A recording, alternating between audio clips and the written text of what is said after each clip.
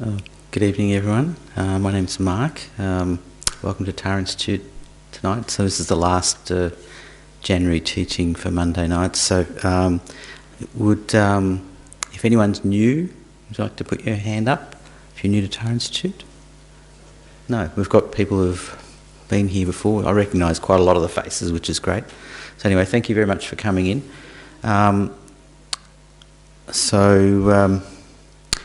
So tonight I'm going to cover a number of different topics and try and combine a few of the topics that have gone in previous weeks to something that hopefully brings it together a little bit. So firstly, in Buddhism, and I usually mention this every week, it's motivation is very important. So for the period of the teaching, we should strongly think that I'm going to do my best to develop good qualities through listening, thinking about and meditating. So we can set this motivation for ourselves, so that's a valid motivation. So you mustn't think, oh well, if I'm just thinking about me, it's no good, it's self-centred, etc. It's perfectly valid to have that motivation. But even better, we could have that motivation for benefiting all sentient beings. And that concept of all sentient beings might start off as, oh, it's just the people I can see, or the people I know, or my state, or my city, my country. You can expand it out further as your scope grows. But it's good to have that thought, even if you think, oh well, I can only do so much with the mind I have. So what motivation does is propels the action to be positive, negative or neutral. So if you establish a good motivation at the beginning of any activity, you're well on the way to creating a positive result. So what do we mean by positive result? So result's another way of thinking about the law of cause and effect, or karma. So in the Buddhist philosophy they talk about it's the law of cause and effect, or karma. So why is it a law?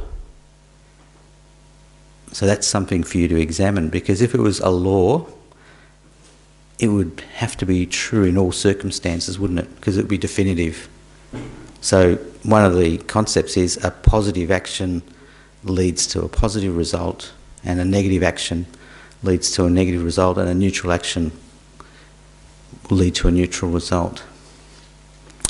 So it's worth exploring that concept. But does the universe operate that way? So in what we experience, do we see that happening, that positive action, positive result? Or does sometimes a positive action lead to a negative result? Yep. So it's not, unfortunately, the way this law of cause and effect, or karma, works.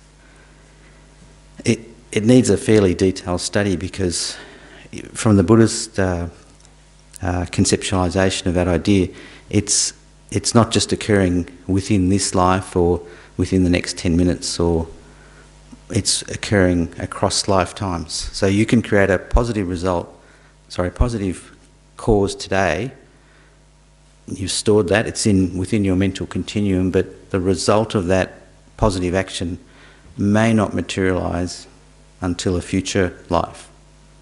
So it's sort of, and it might take a different form. That positive action might grow in stature, if you like, and when it does ripen, whether it's in a future life or even this life, it might be a magnificent result from a very small positive action. So that's something to explore and examine, because that's not an easy topic, because it's not something we can visually go, well, I gave $10 and 10 minutes later $100 appeared. It's not quite that visible, if you like, but it's worth exploring.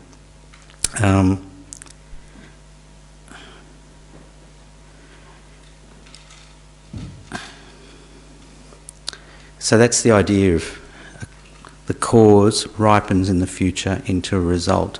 So we can experience the very good causes we create today within this lifetime. It's not impossible. It's not. So it really depends on our own development as human beings, how quickly that result occurs for in a positive sense. Okay, so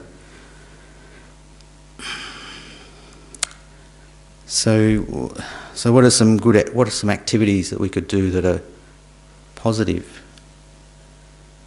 Anyone like to venture? Yes? Like what? Yeah, physical activity. What physical activity would you consider positive? Myself. Yeah. Running. Running. Yes. Very good. Anyone else? Volunteering. Yes. Swimming, walking. Being around animals. Okay. Yeah. Okay. So they're all, depending on the motivation too, very good activities, aren't they? So they generally bring oneself a sense of fulfillment and peace. And if it's towards an animal, you're probably bringing the animal some sort of happiness and peace at the same time, because you're not harming the animal. You're probably feeding it or looking after it. So that's all. They're all very good. So and running's good too. So Geshe Doga uses this example. He says, you need two things for happiness. You need the physical and the mental or the spiritual. So he's never ignored that you need to be looking after your body's health for happiness. Because if your body's really sick or unhealthy, it's very hard to keep a positive mind. And some people can do it to their credit, but it's quite difficult. So we should always do our best to look after our health, whatever that means, whether that's medication or exercise. Running's very good. So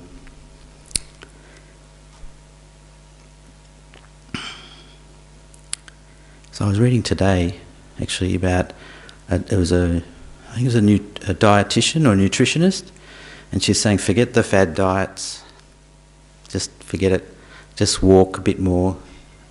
Eat well, eat a little bit better, but just walk a bit more every day, like walk. And you'll notice, if you're looking for weight loss for health, you'll notice that you'll lose a little bit each week, which is sustainable. So anyway, to me that's if you go, oh, okay, she's done her own research, but that's much more sustainable, if you like, than a crash diet, or I'm going to kill myself at the gym and only do it once or twice and then give up. So it's quite interesting. So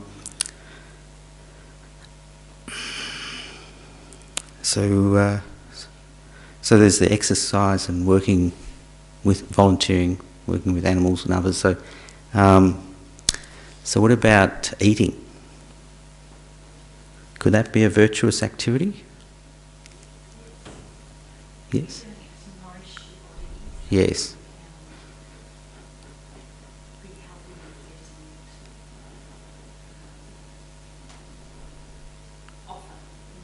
Yes.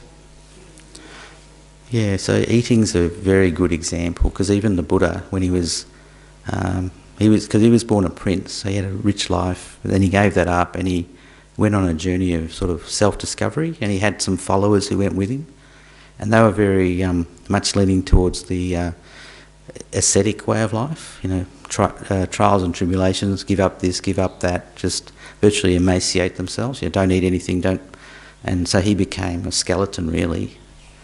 And then he realised, actually what happened to him, he was on the side of a stream or something, he was just on the side of a stream, and then I think it was a young farm girl came and offered him like a milk drink or a rice drink, something like that, something with a bit of nourishment in it.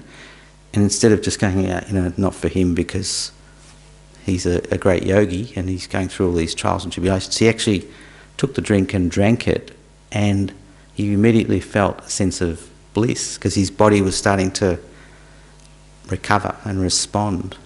So it's quite important to have that attitude towards the food that you eat, that it's nourishing you, bringing you health and happiness too. So, and if your body's happy and healthy, then you can do a lot of good with it. The body, you can use it for good things.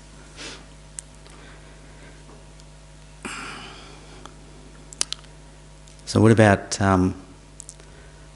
showering and shaving and dressing and all the rest, could that be a positive action? Why would that be positive?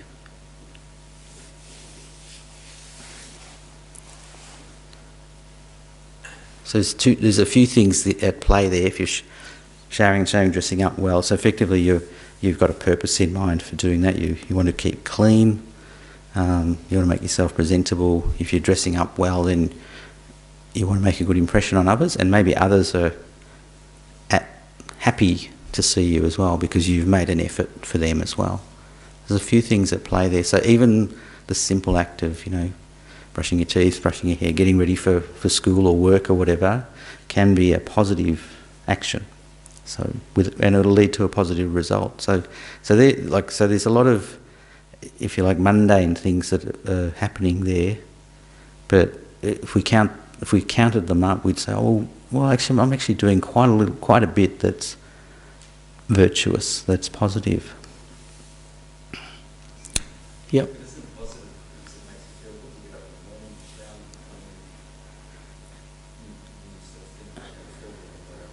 Yep, that's perfectly valid. But then spinning it round, the impact you have on others by doing all those things as well. Yeah. Because people discount the impact that they have on other people. They think, it's just this island.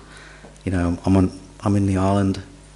But then when you go out, people are interacting with you, and if you've made an effort, they'll notice it. They might not say anything, but it'll have an impact on them as well, a positive impact.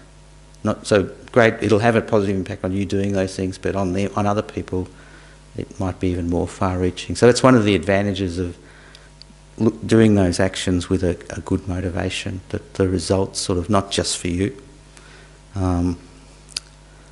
That's I think a good analogy is the pebble in the pond. You throw the pebble, hits the water, and then the ripples go, not just one ripple, but it sort of ripples quite a way away from the initial sort of throw of the stone into the pond, or the pebble, yeah. So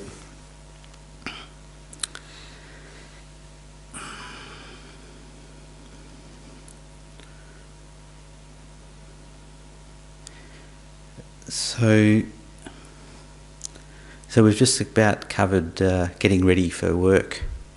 So maybe an hour or two, from when you've woken up or doing all these things, and then encountering someone at work or at school or a relationship, a friend, whatever. So then if you've generated that positive motivation or outlook, whatever actions you do will have a positive effect.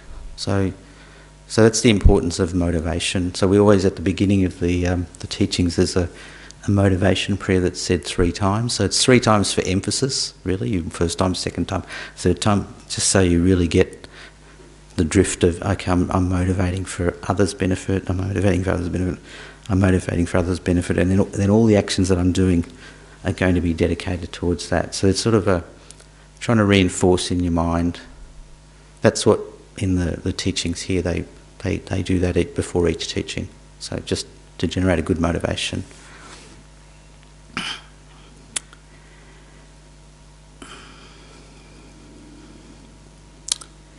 So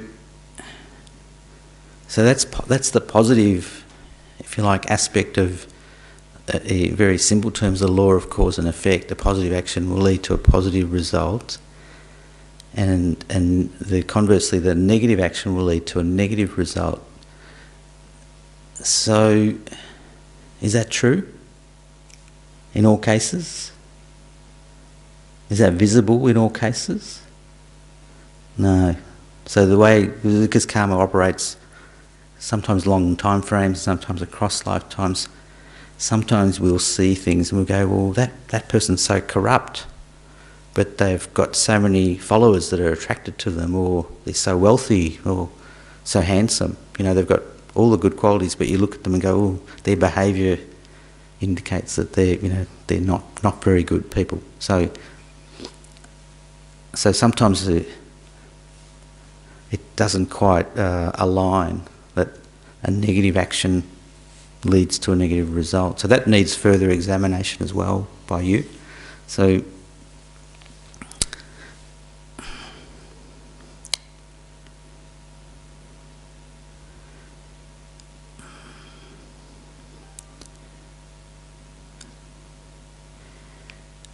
So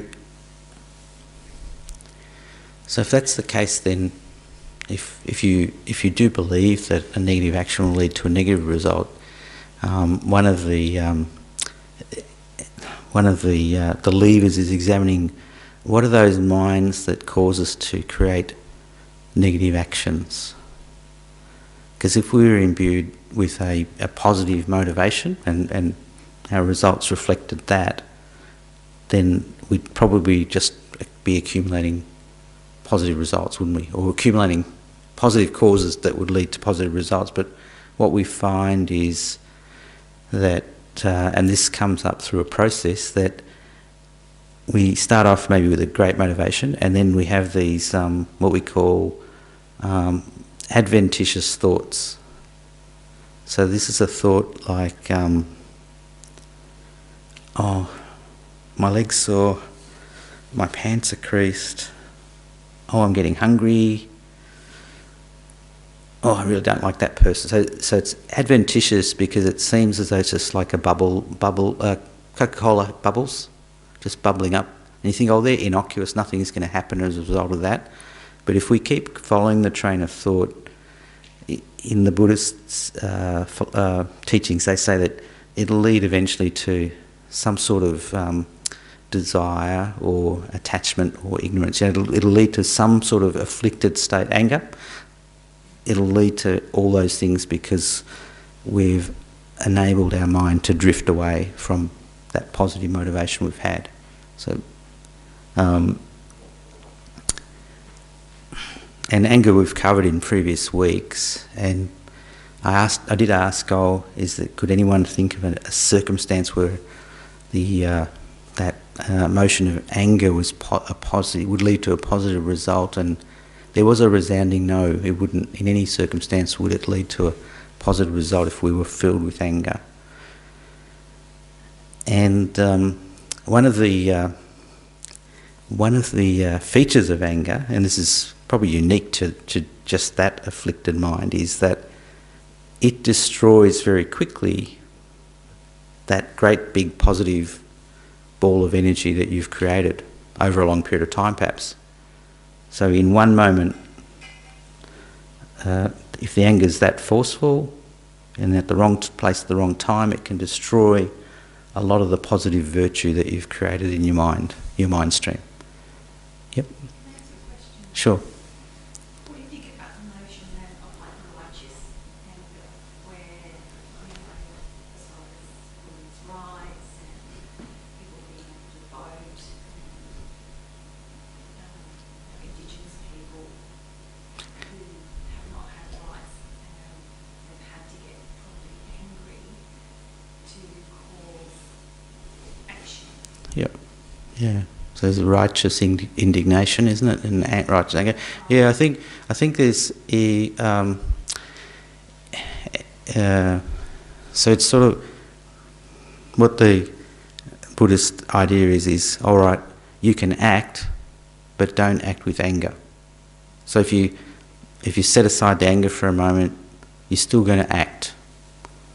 Whether it's the indignation that the Indigenous person doesn't have the same rights we do, but you're not motivated by the anger, or which is tinged with hatred towards the oppressor. It's just, well, no, I'm going to act. So it's trying to separate yourself a little bit from that afflictive emotion of anger and still act. So that's the other thing, because sometimes you hear, oh, well, that person's a real doormat, a Buddhist doormat, perhaps. They'll take on anyone's rubbish, no response. So people keep, piling on. So that's not good, is it? Because you're virtually, by your sort of just passiveness, potentially you're just encouraging the other person to just keep coming on back at you. So without anger, you can go, no, stop, or take yourself away, or take a breath, move, do something, but you try and just keep your mind at peace. That's the most important thing. So all those prerogatives you've mentioned, they're all things that we should be having, shouldn't we? We should be having, women's rights and human rights, Indigenous rights. All those things are things we should have, and we can certainly see people acting on those feelings without anger and getting things done. So sometimes I wonder though, you sometimes hear, I think there was one of the, I don't know if she's a senator or whatever, she was talking about this is the start of the revolution, but I was thinking she's on a slippery slope, because it's effectively, her thing was almost, dare I say it, seemed like a call to arms. And I'm going, hold on, we don't, I don't think anyone in Australia wants that. We want those people to have, happy, healthy lives, etc., success. So, yeah, so that's very important. So you can do it without anger. So the anger's not a necessary prerequisite for those things. You can still be indignant, but you don't have that hatred in your heart for the oppressor. Yeah. It's Mark. Oh, Mark, sorry. Yep, sure. Now, before, like I've heard in previous people talks about wrathful compassion. Yeah. And the example is given of, have you mentioned that before? Like, if a child's running on the road and they're going to get hit by a car, so you can have the appearance of anger to get their attention and to make something happen, but you're not actually angry with the child or hating the child, but you just might scream out at them, stop that, blah, blah, blah. And then when they stop, then you gather them in. And you never had real anger, but you just had to get their attention. You had to intervene, you had to do something. So it's the appearance of anger. Yep. And I've heard it called wrathful compassion. Yeah. It's not real anger, it's just putting on a show of anger to affect something on other circumstances around you. Yep. Okay? Yeah, that's a great example, wrathful compassion. So I've had three children, and they've done the same thing. I'm going to run across the road, and they haven't, they've just started to run. So you've got to do something to be able to just in a microsecond stop them, and sometimes screaming at them to stop is the only thing that works. And so it appears, as you said, like you're angry, but really there's some sort of preservation of that child that's your main motivation. So perfectly valid. Wrathful compassion, so that's a difficult concept because, again, and this is someone else came to me and said, look, I've been going, a friend of mine, we went to these teachings with Dalai Lama, and he's come back and he's all wrathful, and supposedly it's really compassionate, and the way she described his behaviour, I just said, nah, he's just angry. So, there's nothing Buddhist about it, his behaviour at all. So it's just, you're not to this person. I said, look, no problem. What you're seeing is correct. It's not wrathful compassion, it's just anger. And him venting at you. So it's quite a difficult topic. So for most of us, we're better off, if you like, applying the antidotes to the anger within us, rather than potentially carrying on a charade that I'm acting with wrathful compassion. In that example you've done is really good. You've made about the children. I think that's great. But I think in most situations with adults, you'd be hard pressed to work out, is that wrathful compassion or is that person just angry? I think, well, it's probably angry. So, yeah. So, the opposite of anger is patience. So, there's a few aspects to this, to patience. So the first one is ignoring the little harms caused by others. So, if someone slights us or, Mark, you didn't do such a good job at that this time, did you? A little bit of a dig at you. If you ignore that little slight, that's considered a form of patience. And by ignoring it, it means you're not getting riled up, like your temperature's not rising when you've heard it and you've gone, okay.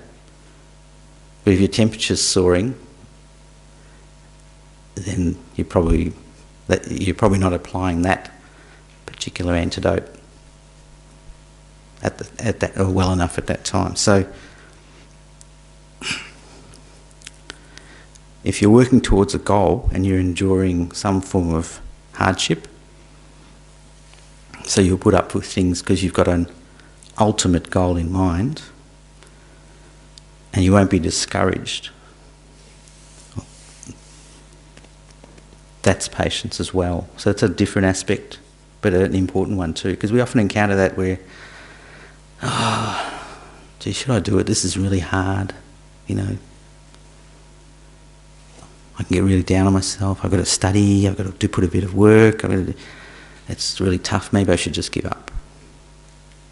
So that's quite common, I think, for people to have that feeling. So the opposite of that is some form sort of forbearance, to go, no, I know what my goal is. I'm going to keep plugging at it, and hopefully I'll get to my goal.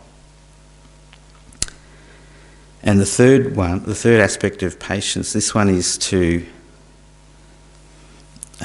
contemplate the nature of reality. So thinking about the law of cause and effect and how we really exist. So I used the example last week about the Dalai Lama looking at how he was examining the mind of anger that was arising within him. And he said, when I looked, it disappeared. When he looked for the anger that was within him, he just like really examined, just didn't worry about the person that caused him to be angry, supposedly, but looked at the anger that was arising within him. When he really examined it, he couldn't find anything solid that was there. That anger wasn't like a ball that he could identify when he really honed in on it. So what he did say was that anger arises through causes and conditions. And when you examine causes and conditions, you're really looking at cause and effect, or the law of cause and effect, or karma. So what's the cause of that happening? What's the result? Etc. So that's quite... So there's a good example he gave, because anger's like the powder keg. Just explodes, it's just sort of boom, explodes. So it's effectively quite quick, so it's quite visible, but then it can be gone really quickly. It's not like a long drawn out emotional affliction. It's just sort of something that arises and has an impact, and then it can be gone. So it's a good one to examine.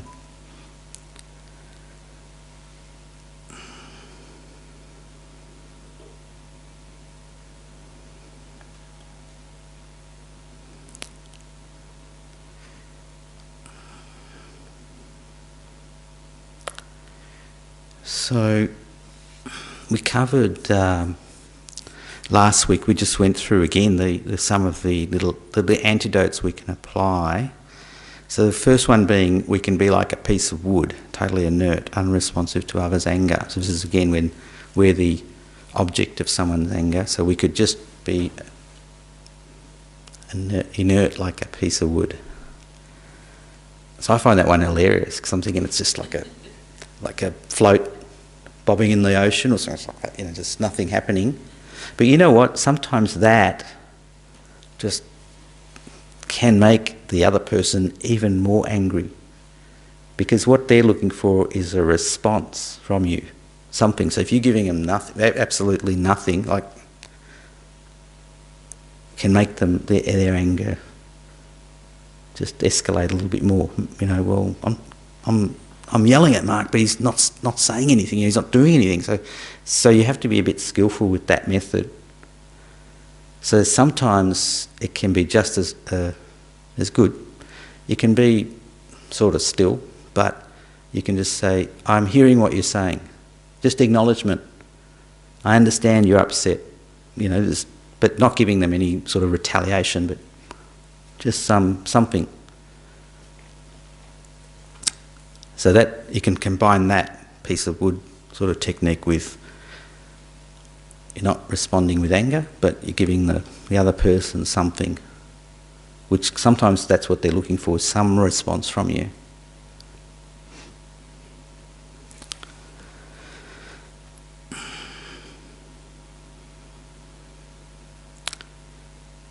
So if you feel that, anger arising, there's another method. You can recall the disadvantages of anger and the advantages of patience. So the disadvantages of anger, sort of just we've discussed, it can destroy a lot of your merit, your store of positive energy in an instant. So it's really quick. And then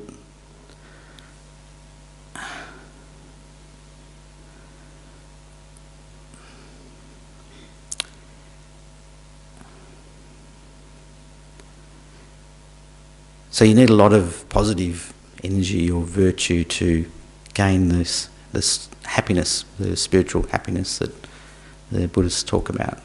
So you need that big store of... So you want to do everything you can to protect it, because it's going to ripen into your state where you're totally happy. But if you let it be destroyed, it sets you back. So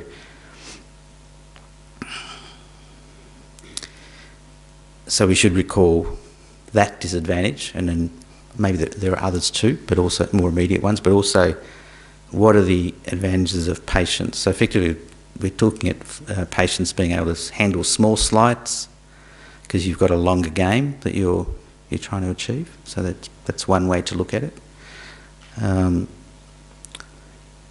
Well, if I don't upset the person, that's a good thing. So there's a few techniques you can apply where you're applying that antidote of patience within yourself that makes the situation better than it could be. So another antidote is love, the wish for others to be happy. So so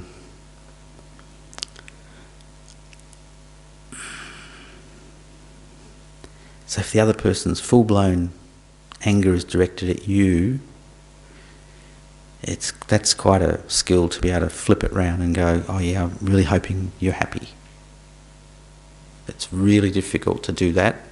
And that's where, and a lot of these techniques, if you practice through listening and thinking about it and then meditating on that, so it's almost like a rehearsal. It's like, that's one of the good things about led meditation, is you learn techniques that you can apply, like love, the wish for others to be happy. You can apply that in a meditation and then see how you react to that person in real life. If they come at you with anger, does the intensity of their feeling towards you, does that make you want to sort of retaliate, or do you have a little bit of a pause where you're a little bit calmer, not as agitated, and you can respond in a way that doesn't make them feel worse, and protects your own mind at the same time. So meditation's good for that. Next one is examining the true nature of anger, and that's using that example the Dalai Lama sort of gave, just really honing in on that emotion of anger as it bubbles up within you, and just seeing where is it, what is it exactly, is it really that solid that it's going to be there forever? And quite often, well actually, with anger, it's gone. In fact, Ingrid, you were talking about the car, weren't you, being in the car? I was talking about, sometimes, when you're on the road and someone cuts you off and they almost kill you, like they really don't see you, but that anger comes up and you might shout something, but you're not feeling hatred towards that person. It's just the shock that, you were both nearly killed that brings that up. Yep. Yeah. So you've got a very virtuous approach to that, because for me it's like I'm in this metal box and someone's cut me off, and it's immediately, peace and calm marker's gone, and I'm going, well, you, how dare you, so there's that. I feel that there's something coming out subliminally that's a bit of hatred towards that person, even though it's not directed, but it's just more, like you said, the shock of almost being hit or killed. but it's still that, it's not a good feeling that's arising, so it's not a comfortable feeling. So, but it's a great example because that's one where you're saying it's coming up instantly because of someone else's action, someone else's sort of swerving into your lane. So to me, that's a good, really good example of whether we're peaceful or at peace, or as you know, as Geshe Doga says, the peaceful mind is the happy mind. So at that moment is Mark behind the wheel of a car, at that moment peaceful. So no. So that, you know, but anyway, that shows that I've got lots of things to work on. So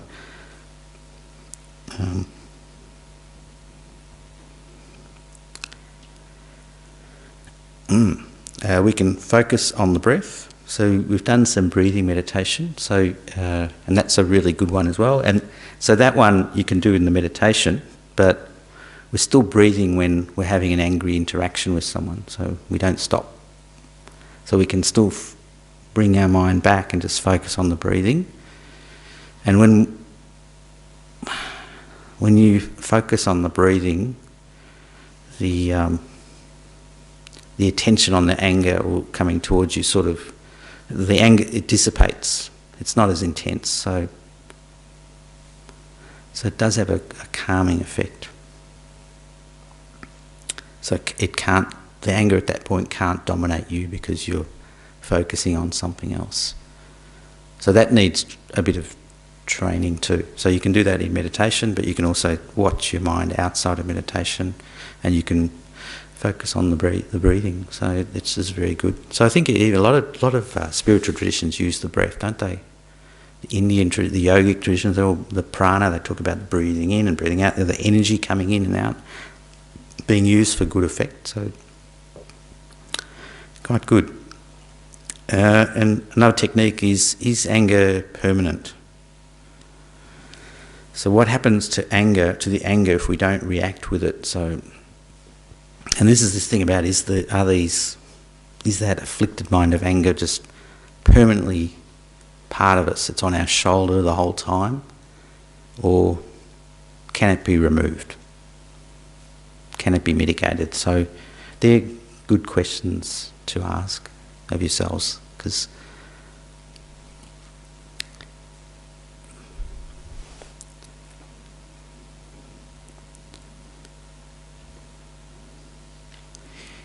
so let's do a little bit of meditation. So we'll do a little bit of breathing meditation, then we'll swing to a little bit of meditation, then examining some of the conditions of anger.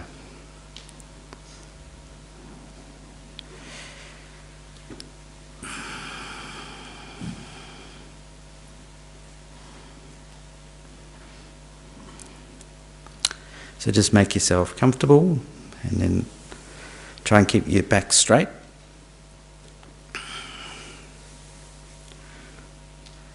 So we're going to keep our mouth closed, so you're going to breathe through your nose. And the focus of your meditation is going to be on the breath. So you keep your hands gently on your lap, so your thumb's pointing back towards your navel, and your eyes are not completely closed, not completely open.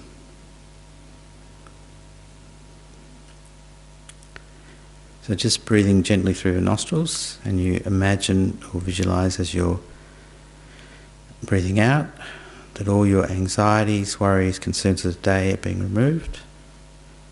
And as you're breathing in, you're letting in beautiful enlightened energy into you. And so on, just do in and out.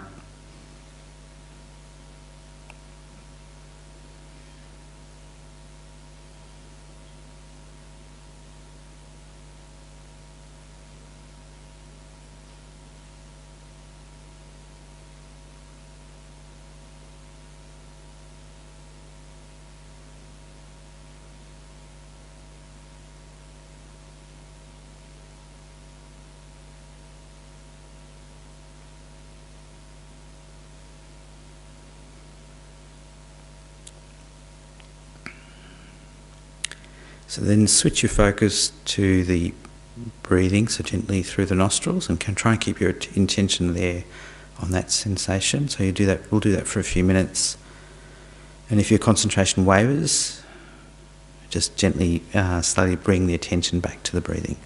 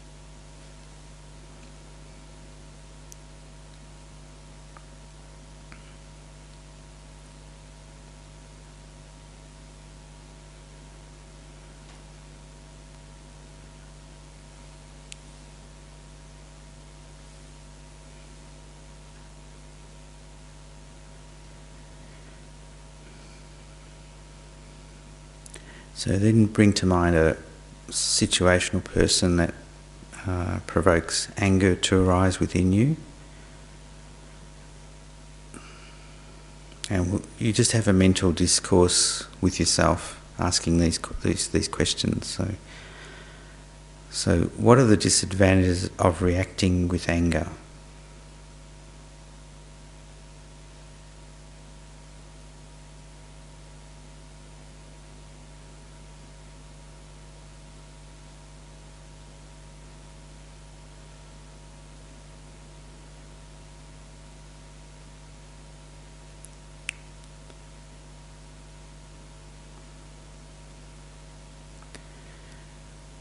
What are the advantages of acting with patience in response to anger?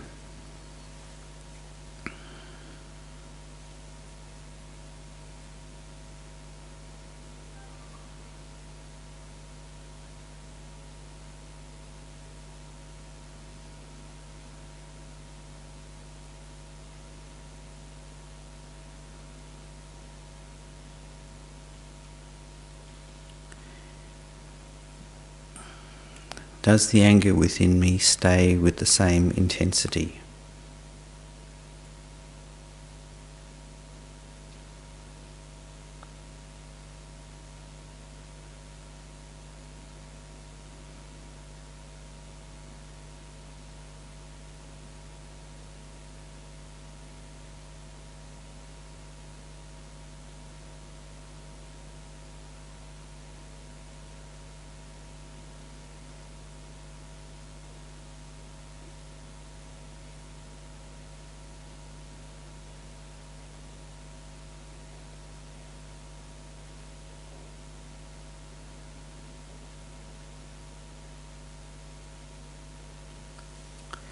So gently bring your awareness back to the room and you can open your eyes.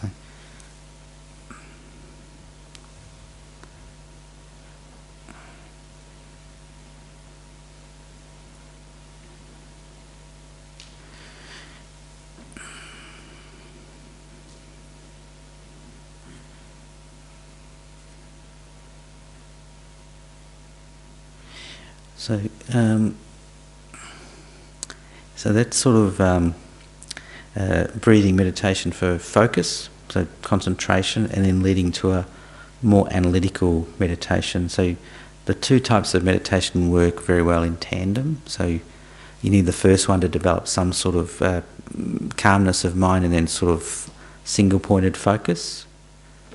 And then the analytical gives you more depth in your understanding. So if you have a little bit of concentration and calmness to begin with, your analytical meditation will be really good, will get better, will be much deeper. And the analytical, because you're able to discern what's good, what's not, it'll impact on the other meditation, the concentration meditation. You'll have less agitation going on when you're trying to just do breathing meditation, for example. So they work very well in tandem.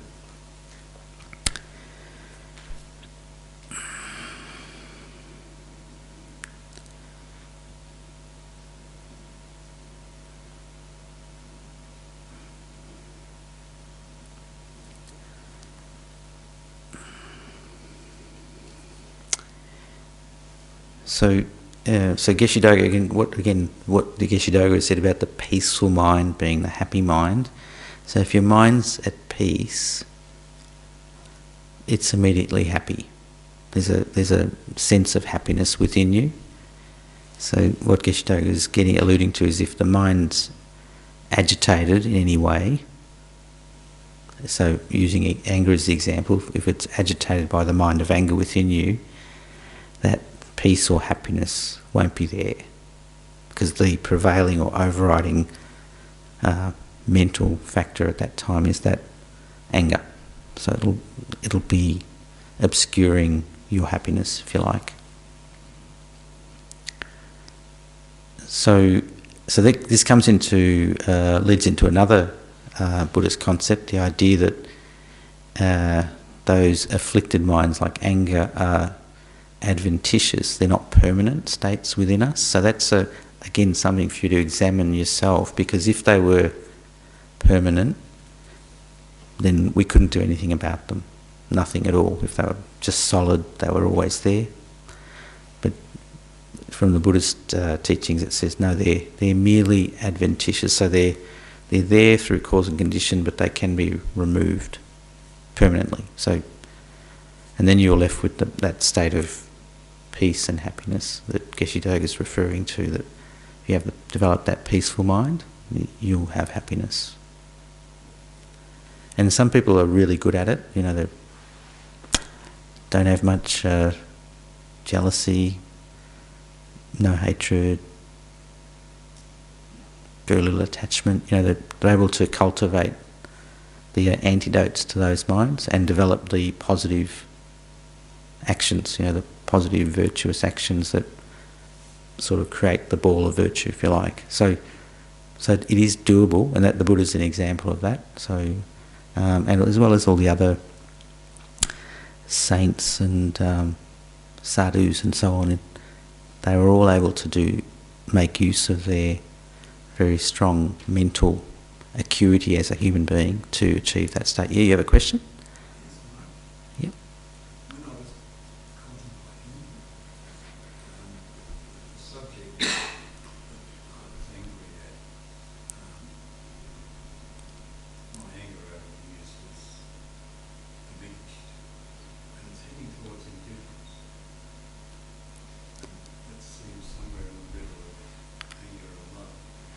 Yes. Where's the Buddha on indifference? Yes. So that's a great question, because in Buddhism we have this term of equanimity. So I have an equal feeling towards everyone. That's sort of a definition of equanimity. But you can have an equal feeling of disdain for everyone, huh? Couldn't you? I treat everyone equally, that I don't like any of them. So that could be your equanimity. True, that's possible, isn't it? But that's not what the Buddha's talking about. So he's talking about the equal feeling towards all beings with some affection. So it's a bit more developed than, definitely indifference is better than hatred. So you're just saying, I can take it or leave it. But if you sort of push it a little bit further towards an affection or a love, then it's a much better form of, if you like, equanimity. So it's much more far-reaching, and it's what the Buddha intended. So he didn't want to have people having an equal feeling of disdain for every other human being or every other being. It was to develop that equally affectionate feeling. So that's always good to understand. So definitely, if you can get a feeling of, well, the anger's diminished, and you're left with sort of an indifferent feeling, but you can spin it, make it further, and take it, well, now I can just feel compassion for that person that was provoking the anger potentially, and love. So that can be done over time, but it's a great achievement to even have that, where you can notice within yourself some change in your outlook, because that's certainly a sign of very good progress. So, Does anyone else have any questions? That was a great question. Yep. Sorry. Oh, yep. Go on.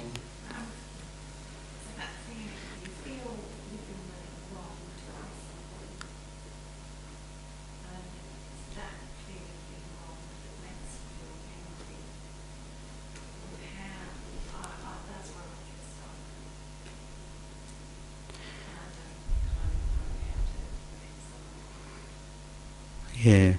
So it's again, if you like, you can feel that you've been wronged, or whatever happened to you shouldn't have happened, etc., or it did, and then you can react with anger back at the person or the situation, or you can be more. This is one of the characteristics of patience, is forbearance. Is sort of I understand it happened to me, wasn't good, but I'm willing to put up with it or to deal with it, because I have a more far-reaching goal in mind. So it's able to push yourself a little bit beyond what happened. So it doesn't mean, though, that you don't act, because sometimes, again, this doormat idea that, well, the person wronged me, I'll just leave myself wide open for them to do it again. That's not so skillful either. Or it isn't skillful at all. So there's sort of a fine line, and you need some sort of method and wisdom to work out, well, I won't act with anger, but I'll certainly act. Yeah, so that's an important distinction. So, good question, really good. Ingrid? Yep. On that point, I think it can be really helpful to discern between the conduct which is unacceptable and the person. So it may be the behaviour that's completely unacceptable, or the wrongful behaviour that has harmed you, but that doesn't mean that the whole person is like evil. No. Because, our minds tend to exaggerate those bad qualities of a person when you've been wronged. And often if someone has been acted in a harmful way, they've done so not because they're inherently bad, but because they themselves are under the influence of a negative mind state or a conflicted mind state, which is not who they really are. It's just, their afflicted mental state that has caused them to behave in that harmful So by separating out the harmful behaviour from the person, you can stop that feeling of hatred towards the person, so the conduct that's not acceptable. Yeah. Yeah, it takes a lot of skill to do what Ingrid's saying to do, to separate the person from the negative emotion that they've pushed onto you. So that's quite difficult to do, but again, doable. So there's a very fine line though between, it was their afflictive emotion or their education or their environment or their upbringing that caused them to do those things. So therefore, all is forgiven. They're not responsible. So that's sort of like, if you take it too far, it becomes, well, I deserve that. They're not at fault at all. So it's like, so you say you have to be quite adept at saying, well, the behaviours, as Ingrid said, unacceptable, and you need to act, but then without hatred. To act in some way. And the courts have to do this all the time, don't they? They have to discern the environmental conditions of the perpetrator, what they did, what was the outcome, etc., and then come up with a decision that sort of meets justice, if you like.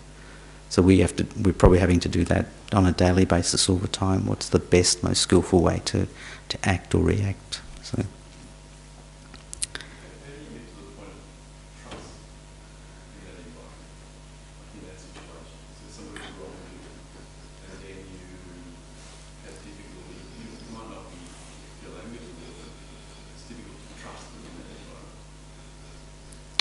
Yeah.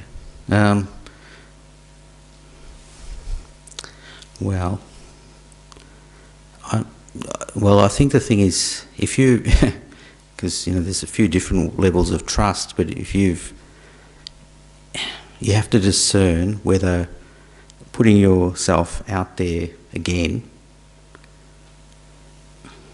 are you going to be taken advantage of, or again, that's the discussion you have to have with yourself. Are you, by putting yourself back out there with that person in a similar situation, are they going to betray you or steal your money or take advantage of all those things? So, and sometimes the best thing is to take a step back and away and have a real think about it, rather than just putting yourself back out there and go, well, I have to trust him or her, I have to trust them. So you have to really, this is skillful means, you have to just sort of have a little bit of a look, and that's where the meditation's good. You can think about, well, if I just take a break from that person for a little while, work out whether they're really good in my life, etc., then you can come back and then go, yeah, we can be friends, we can do this, but it'll be on these conditions.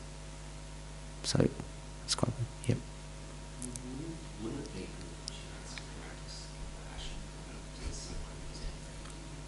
Well, so practicing compassion when someone is angry at you. So the first thing is you're not acting with pain. You're not reacting with anger. So that's being compassionate. You're not fueling the fire, if you like, by retaliating with anger. So, but other times you go, all right, that person's really angry. They're out of control. What can I do? I can stop them. I can step away. I can call someone else to help. There's a few things you can hopefully be able to do in that situation. But the main thing here we're talking about is, well, what's going on inside you. So if it's, well, I'm seething with anger, then your mind's disturbed, isn't it? Straight away, it's reacting in the same way as the perpetrator, for example. So you're going, well.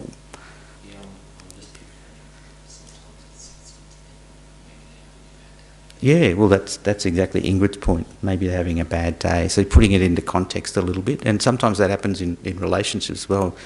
Oh, why did she react that way? I just said hello, and it's like, and then you go, oh well, then okay, something's happened. So then you do a bit of investigation, and you might find, they had a terrible day at work or whatever. So.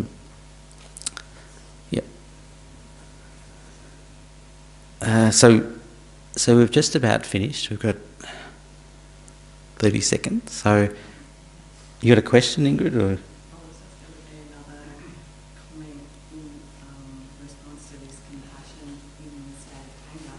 Sometimes I think you need to get out of the way. It's like they talk in the Indian scriptures, like the mad elephant. It's like, oh, I'll have great compassion for this mad elephant, but when there's a stampeding mad elephant, kind of get out of the way.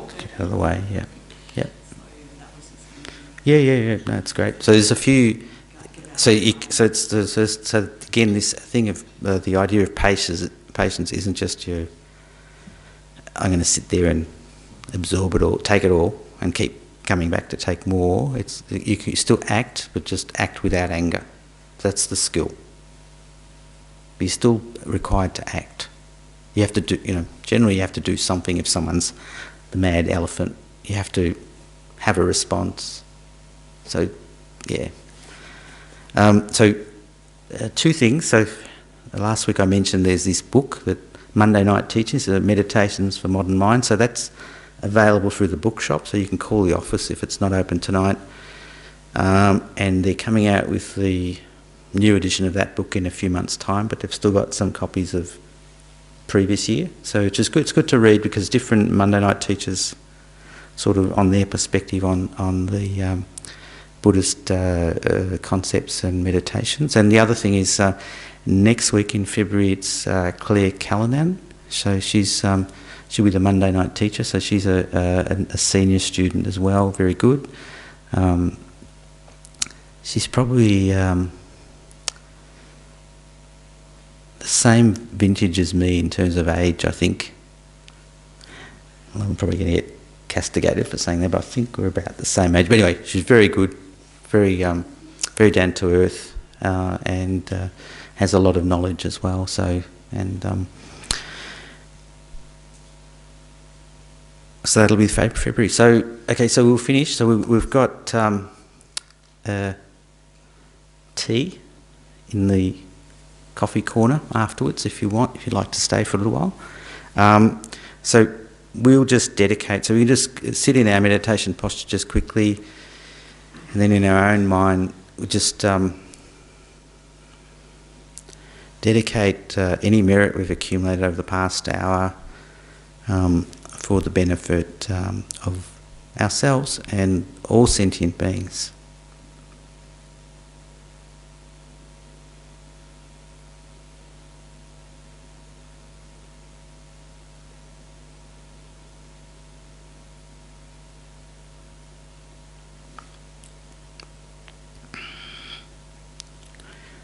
Okay, thank you everyone. Enjoy. Okay.